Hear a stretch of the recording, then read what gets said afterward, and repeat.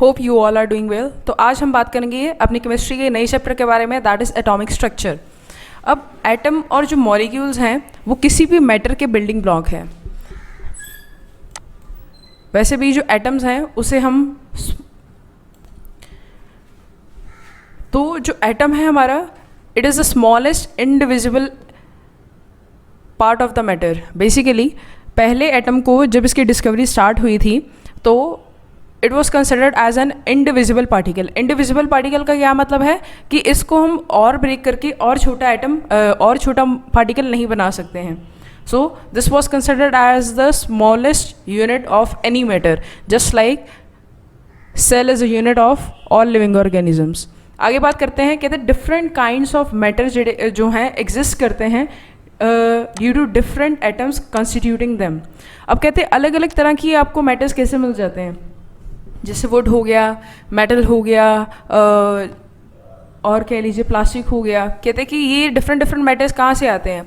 ये डिफरेंट इसलिए होते हैं एक दूसरे से बिकॉज जो इनमें एटम्स पाए जाते हैं वो अलग होते हैं। सो उनके बेसिस के ऊपर कोई भी मैटर जो है वो डिफरेंट होता है। जैसे वुड डिफरेंट है, प्लास्टिक बॉडीज़ अलग हैं, मेटल बॉडीज़ अलग हैं। So this is the difference. तो यहाँ पे आप जो बेसिक स्ट्रक्चर है वो देख सकते हैं एटम का, जो आप आगे पढ़ेंगे। ये रहा, ये सेंटर में इसका होता है न्यूट्रॉन प्लस प्रोटॉन, इसको हम बोल देते हैं न्यूक्लियस। और ये साइड पे ये जो आप देख रहे हो येलो कलर के सर्कल से, तो ये हैं आपके इलेक्ट्रॉन्स। ये बेसिकली एक पाथ में ट्रेवल कर रहे हैं। तो अगर आप देख पाओ तो ये एटम के तो इन्होंने हमें 3 पार्ट्स बता दिए हैं, प्रोटॉन भी बता दिया, न्यूट्रॉन भी बता दिया और इलेक्ट्रॉन भी। तो अब आप सोचेंगे कि ऐसा कैसे हो सकता है। एक्चुअली जो यहाँ पे बात लिखी गई है, जो आपको बताई बात कि जो एटम की डिस्कवरी जब हुई थी तब कहा जाता था कि it is a indivisible particle ever known. पर ये बात कुछ डिस्कवरीज के बाद कुछ और डिस्कवरीज हुई, जैसे बोहर मॉडल ऑफ एटम आया, उसके बाद ये चीज़ जो थी इसको रॉन्ग प्रूफ किया गया। जबकि जो मेटल है वो फर्दर 3 कंपोनेंट्स का बना हुआ है, proton, electron and neutron.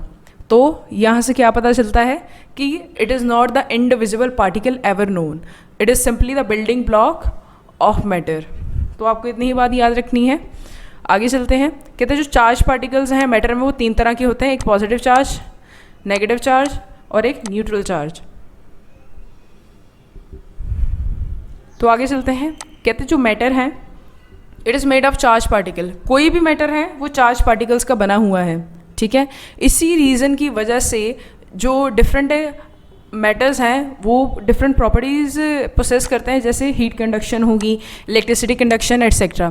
For example अगर मेटल की बात की जाए तो मेटल में क्या है, चार्ज है जिसकी वजह से वो इलेक्ट्रिसिटी कंडक्ट कर सकता है या फिर हीट कंडक्ट कर सकता है from one object to another. So this is what we need to explain. आगे चलते हैं, उन्होंने एग्जांपल दी है हमें चार्जिंग की, जो बेसिकली जो हमारे ऑब्जेक्ट्स चार्ज होते हैं उसकी बहुत अच्छी एग्जांपल दी है। ये आपने होपफुली ट्राई भी किया होगा, आई एम श्योर। इसमें आपने करना क्या है, इसमें आपने क्या करना है, एक कॉम्ब लेनी है, उसको अपने सिर के साथ रब करना है विद योर हेयर्स ताकि वो चार्ज हो जाए। तो एक तरफ आपने छोटे छोटे पेपर के पीसेस रख देने हैं। जैसे ही after rubbing comb with your hairs आपने इमिजिएटली क्या करना है, कॉम्ब को पेपर्स के ऊपर लेके जाना है एंड यू विल ऑब्जर्व कि जो पेपर्स हैं दे गेट अट्रैक्टेड। असल में ये हुआ क्या, ऐसा क्या हुआ, विदाउट रबिंग अगर आप कॉम्ब को लेके जाओगे पेपर पीसेस के पास में तो उसमें कोई डिफरेंस नहीं नज़र आएगा आपको। तो the comb will not attract the paper pieces. पर after rubbing with your hairs वो क्या करेगी, इमिजिएटली पेपर पीसेस को अट्रैक्ट करना शुरू हो जाएगी। तो इससे क्या पता चल रहा है कि जो बॉडीज़ हैं डिफरेंट बॉडीज़ हैं, बॉडीज़ मतलब different matter is getting charge, her matter charge हो जाता है, ठीक है। आगे चलते हैं, कहते हैं first atom were considered as the indivisible particles of the matter. कहते हैं कि पहले, बहुत पहले जो एटम्स हैं उनको कंसिडर किया जाता था इंडिविजिबल पार्टिकल, कि मतलब कि इससे छोटा पार्टिकल और कोई हो ही नहीं सकता है। पर लेटर ऑन जब डिस्कवरी हुई सब एटॉमिक पार्टिकल्स की, सब एटॉमिक पार्टिकल्स जैसे आपके हो गया प्रोटॉन, न्यूट्रॉन, इलेक्ट्रॉन एटसेट्रा, ये बेसिकली 3 माने जाते हैं। तो जे थॉमसन जो थे 1900 में, ये जो साइंटिस्ट थे इन्होंने सबसे पहले इलेक्ट्रॉन को डिस्कवर किया था for the very first time. He was the only person. इन्होंने किया कैसे था, इन्होंने एक एक्सपेरिमेंट किया था जिसको हम बोलते हैं कैथोड रे एक्सपेरिमेंट। यहाँ पे उन्होंने ली थी कैथोड और यहाँ पे थी इनकी एनोड। एनोड मतलब जिस पे हो नेगेटिव चार्ज, कैथोड का मतलब जिस पे हो पॉजिटिव चार्ज। ऐसी प्लेट्स थी दो, और ये जो एनोड थी दिस वाज परफोरेटेड। परफोरेटेड का क्या मतलब होता है कि परफोरेटेड का क्या मतलब होता है, इस तरह से ये तो होगी स्ट्रेट, ठीक है, इस तरह की थी कैथोड, पर जो आपकी एनोड थी वो कुछ इस तरह से थी। तो अगर आप देख पाएँ तो बीच में इसके क्या आ गई, spaces which you can observe. तो इसको हम बोलते हैं परफोरेटेड एनोड। परफोरेटेड एनोड का क्या मतलब है, जिसमें पोर्स हों। तो इस तरह से थी आपकी एनोड। फिर इसको कनेक्ट किया एक हाई वोल्टेज सोर्स के साथ, ठीक है, मोर देन 10,000 वोल्ट के आसपास इसकी एनर्जी थी, ये वोल्टेज हाई वोल्टेज सोर्स की। तो क्या हुआ, इसने क्या प्रोवाइड की, energy to the cathode. Cathode से जब आपकी एनर्जी पास हुई, क्योंकि the current always flow from positive to negative. तो जैसे ही आपकी यहाँ से ये पास की तो इसने क्या किया, रेज ऑफ लाइट एमिट की, और उसकी डिटेक्शन की हेल्प से उसको डिटेक्ट करके इन्होंने for the first time electron की डिस्कवरी सबके साथ शेयर की। So this was how he did the discovery of electron. आगे चलते हैं, कहते हैं 1886 में गोल्डस्टीन नाम के एक और साइंटिस्ट थे जिन्होंने प्रोटॉन को डिस्कवर किया था। प्रोटॉन मतलब positive charge, for the first time. It was intended by the presence of new radiation. कहते जब प्रोटॉन्स की डिस्कवरी करनी थी तो उससे क्या पता चला कि एक नई रेडिएशंस थी। जब उन्होंने ये बेसिकली इसको बोलते हैं हम डिस्चार्ज ट्यूब। ये जो आपको ट्यूब से नज़र आ रही है ना, this is known as discharge tube. ये पूरी तरह से सील्ड होती है, इसके अंदर एक गैस पाई जाती है, ठीक है, वो बेसिकली हीलियम गैस होती है, और विद द एक्सपेरिमेंट वो चेंज भी होती रहती है।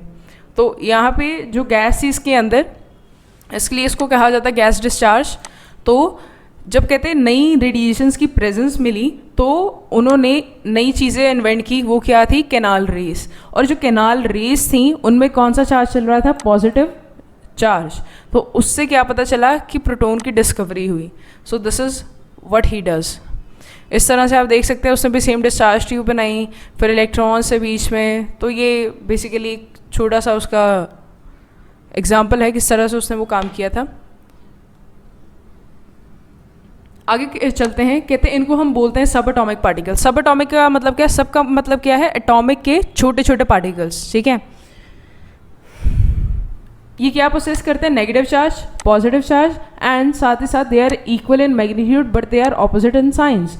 इक्वल इन मैग्नीट्यूड का क्या मतलब है कि जैसे फॉर एग्जांपल अगर आपकी डिस्प्लेसमेंट थी 1 मीटर और आपकी डिस्प्लेसमेंट दूसरी होगी -1 मीटर, तो इसमें जो इनकी वैल्यू दोनों की सेम रहती बट साइन ऑपोजिट हो गए। Same is the case with your positive and negative charge. इनकी जो वैल्यू थी वो सेम रही, जो चेंज क्या हुई, उनका साइन। सिंपल। आगे बात करते हैं, कहते हैं जो प्रोटॉन है वो सबसे हैवीएस्ट सब एटॉमिक पार्टिकल माना जाता है। साथ ही साथ जो इसका वेट है 2000 टाइम्स ज़्यादा है इलेक्ट्रॉन के कंपैरेटिवली। मतलब इलेक्ट्रॉन इससे 2000 टाइम्स इसके मास के कंपैरेटिवली इतना कम मास है उसका। आगे साथ ही इसका जो सिंबल है जो हम यूज़ करते हैं वो क्या है, P। इसको P पॉजिटिव भी लिख दिया जाता है और इलेक्ट्रॉन के लिए है E नेगेटिव। आगे चलते हैं, कहते हैं जो मास ऑफ प्रोटॉन है is taken as 1 unit and its charge is +1। कहते हैं कि जो मास हम मानते हैं प्रोटॉन का वो 1 यूनिट मानते हैं और जो उसका चार्ज है it is considered as +1। Whereas जो मास है इलेक्ट्रॉन का it is taken as negligible and its charge is -1। अब उसका चार्ज तो -1 हो गया, पर नेग्लिजिबल का यहाँ पे क्या मतलब है, नेग्लिजिबल उसका वेट इसलिए माना जाता है क्योंकि अगर आप कंपेयर करें प्रोटॉन को विद इलेक्ट्रॉन, तो जैसे कि प्रोटॉन का आपको मास बताया गया वो 2000 टाइम्स ज़्यादा होता है इलेक्ट्रॉन से। इतना ज़्यादा मास होने की वजह से हम इलेक्ट्रॉन को क्या कर सकते हैं, निगलेक्ट। तो इसलिए हमने क्या लिख दिया कि उसका जो मास है it is considered as negligible. आगे चलते हैं, स्ट्रक्चर ऑफ एटम की बात करेंगे। स्ट्रक्चर ऑफ एटम के लिए बेसिकली आप 3 थ्योरीज पढ़ेंगे, 3 मॉडल पढ़ेंगे। सबसे पहले जे थॉमसन मॉडल, फिर रदरफोर्ड का मॉडल, और उसके बाद आप लास्ट में पढ़ेंगे बोहर मॉडल, जो सबसे ज़्यादा बेस्ट मॉडल माना जाता है फॉर इट्स एक्सप्लेनेशन। आगे चलते हैं, सबसे पहले ये बेसिकली बेसिक डायग्राम है जो आप लास्ट में भी देखोगे, पर स्टार्टिंग में आपको ऐसी डायग्राम नहीं नज़र आएगी एटम की। सबसे पहले क्या है, सेंटर में इसके क्या है, न्यूट्रॉन एंड प्रोटॉन। इसको क्या कहा जाता है, दोनों को कंबाइन करके न्यूक्लियस। बाहर इसके जो है ऑर्बिट, उसमें क्या ट्रेवल कर रहा है, इलेक्ट्रॉन्स। ठीक है, आगे चलते हैं। कहते हैं सबसे पहले आई थी Dalton atomic theory. J Thomson model से भी पहले आई थी डेल्टन एटॉमिक थ्योरी, जिसने क्या सजेस्ट किया था कि जो आपका एटम है वो इंडिविजिबल एंड इंडेस्ट्रक्टिबल। इंडिविजिबल का मतलब वो आगे डिवाइड भी नहीं हो सकता, इंडेस्ट्रक्टिबल का क्या मतलब है, आप उसको तोड़ नहीं सकते हो आगे। ठीक है, जैसे कि आपको पहले बताया गया था। आगे चलते हैं। कहते पर जो डिस्कवरी थी प्रोटॉन की एंड इलेक्ट्रॉन्स की, इसने क्या कर दिया, इस theory leads to the failure of this theory. मतलब कि जो ड्रॉबैक था इस थ्योरी का ये था कि प्रोटॉन और इलेक्ट्रॉन की डिस्कवरी हो गई थी and they were considered as a subatomic particles. आगे चलते हैं। कहते काफ़ी सारी जो स्टडीज थी they came into play to explain the atomic structure. कहते जब एटॉमिक स्ट्रक्चर एक्सप्लेन करने की बात आई तो काफ़ी सारे जो साइंटिस्ट थे उनका ये सेंटर ऑफ अट्रैक्शन बन चुका था। उन्होंने क्या किया, काफ़ी सारी स्टडीज़ की, काफ़ी सारे मॉडल्स निकाले टू एक्सप्लेन, पर जो टॉप 3-4 मॉडल्स है अभी वही चल रहे हैं, वही आपको एक्सप्लेन किए जाते हैं, ना कि बाकी सारे। तो जे थॉमसन था, उससे सबसे पहले जिसने इलेक्ट्रॉन की डिस्कवरी की थी, उसी साइंटिस्ट ने सबसे पहले आपको मॉडल दिया था किसका, स्ट्रक्चर ऑफ एटम का। तो बात करते हैं जे Thomson model of an atom. J Thomson model ने बेसिकली जो अपना मॉडल था एटम का, उसको कंपेयर किया था क्रिसमस पुडिंग या फिर वाटरमेलन के साथ। उसके कहने का क्या मतलब था कि जो वाटरमेलन में रेड पार्ट है जो, वो सारे का सारा क्या है, पॉजिटिव चार्ज, पर जो उसके बीज हैं ब्लैक कलर के, वो सारे क्या हैं, इलेक्ट्रॉन्स। इसी तरह से पुडिंग में क्या था, जहाँ जहाँ रीजन्स थी बाकी सारी पुडिंग थी। कहते जो पुडिंग है सारी के सारी वो पॉजिटिव चार्ज है। ठीक है, और साथ ही साथ जो आपकी बीच में ब्लैक करंट्स थे या फिर जो रीजन्स थी, उनको क्या कंसिडर कर लिया, नेगेटिव चार्ज, मतलब इलेक्ट्रॉन्स। सारे रिमेनिंग को क्या कंसिडर किया, प्रोटॉन, और जो सिर्फ रीजन्स थे या फिर ब्लैक करंट से उनको क्या कंसिडर किया, इलेक्ट्रॉन। तो ये था इनका बेसिक मॉडल। तो according to this model the electrons were scattered and the positive charge. इनका कहने का ये मतलब था कि जो इलेक्ट्रॉन्स हैं उनको स्कैटर किया, वो स्कैटर मतलब पड़े हुए, बिखरे पड़े हुए हैं एक पॉजिटिव स्फीयर में। ठीक है, साथ ही साथ कहते जो इलेक्ट्रॉन्स हैं वो करंट्स की तरह थे, ब्लैक करंट्स, जो एक स्फेरिकल क्रिसमस पुडिंग में पड़े हुए थे। साथ ही साथ इसको वाटरमेलन मॉडल भी कहा जाता है, क्योंकि सीड्स को कंसिडर किया गया था इलेक्ट्रॉन, और जो रेड पार्ट था उसको कंसिडर किया गया था पॉजिटिव स्फीयर। आगे चलते हैं। थॉमसन मॉडल ऑफ एटम, इसके आगे कंटिन्यूएशन है। इसने क्या प्रपोज किया था, कहते हैं कि जो एटम है उसमें पॉजिटिवली चार्ज स्फीयर है और इलेक्ट्रॉन्स हैं उसके अंदर पड़े हुए हैं। साथ ही साथ कहते हैं जो नेगेटिव और पॉजिटिव चार्जेस हैं उनका जो मैग्नीट्यूड है, जो उनकी वैल्यू है वो सेम है, पर उनका जो साइन है वो अलग है। साथ ही साथ जो एटम्स हैं इसी वजह से वो इलेक्ट्रिकली न्यूट्रल है। इलेक्ट्रिकली न्यूट्रल का क्या मतलब है, ना वो पॉजिटिव है ना नेगेटिव है, क्योंकि पॉजिटिव और नेगेटिव चार्जेस जो हैं विद इन एन एटम वो बराबर हैं। आगे चलते हैं। और तो कहते हैं कि ये जो मॉडल था उसने एटम्स तो एक्सप्लेन कर दिया कि वो इलेक्ट्रिकली न्यूट्रल है, पर जो but the results of experiment performed by other scientist did not explain this model, this led to its failure. पर जब इसकी रिसर्च हुई, बेसिकली जब आप कोई भी रिसर्च करते हो ना तो उस पर उंगली उठाने वाले 36 खड़े हो जाते हैं। तो इसी तरह से जो इनके राइवल साइंटिस्ट हैं उन्होंने क्या किया कि जो इनका एक्सपेरिमेंट था उसको चेक करने के लिए डिफरेंट एक्सपेरिमेंट्स परफॉर्म करने शुरू हुए। तो वो जो डिफरेंट एक्सपेरिमेंट थे वो मॉडल उन एक्सपेरिमेंट्स का जवाब नहीं दे पाया, तो जिसकी वजह से इस मॉडल को फेल कर दिया गया। तो इसलिए दिस मॉडल इज़ रिजेक्टेड। आगे चलते हैं रदरफोर्ड मॉडल के बारे में। अर्नेस्ट रदरफोर्ड एक और साइंटिस्ट हैं जो फिर से इंटरेस्टेड थे कि मैं एटम की स्टडी करूं, एटम के मॉडल को डिज़ाइन करूं और प्रेजेंट करूं लोगों के सामने। तो उन्होंने भी कुछ ऐसे ही किया। उन्होंने क्या किया, उन्होंने इस पे क्या काम किया कि जो एटम्स हैं उसमें जो इलेक्ट्रॉन्स हैं वो किस तरह से अरेंज्ड हैं, उसने उस पर काम किया। सबसे पहले तो उन्होंने क्या परफॉर्म किया अपना एक्सपेरिमेंट, उन्होंने सबसे पहले एक लिया इस तरह से गोल्ड फॉइल लेने के बाद उन्होंने ना एक सोर्स ऑफ अल्फा पार्टिकल लिया। Source of alpha particle basically जो लिया गया था वो था रेडियम लिया गया था, और रेडियम को रखा गया था लेड ब्लॉक में। किस में, लेड ब्लॉक में। लेड ब्लॉक में इसको इसलिए रखा गया था बिकॉज जो आपका रेडियम है वो एक रेडियो एक्टिव एलिमेंट है। रेडियो एक्टिव एलिमेंट का क्या मतलब है, वो एनर्जी पड़ा भी रिलीज़ करेगा, चाहे आप उस पर कोई एनर्जी लगाओ चाहे ना लगाओ। तो लेड ब्लॉक इसलिए उसके साइड पर रखा गया क्योंकि जो लेड है वो एक अब्जॉर्बिंग एजेंट का काम करता है। तो उसने क्या किया, जितने भी रेडिएशंस रेडियम की निकली वो सारी अब्जॉर्ब कर रहा था, और साथ ही साथ आगे क्या लगा दिया इन्होंने, यहाँ पे स्लिट्स लगा दी थी। ये जो आप प्लेट नज़र आ रही है आपको, यहाँ पे बेसिकली ये स्लिट थी एक तरह की। इसने क्या किया, जो आपकी बीम ऑफ लाइट आ रही थी रेडियम से उसको कंसंट्रेट किया। कंसंट्रेट मीन्स कि जो बिखर रही थी लाइट्स उनको कन्वर्ज किया एट अ पॉइंट, ताकि वो एक स्ट्रॉन्ग बीम दे।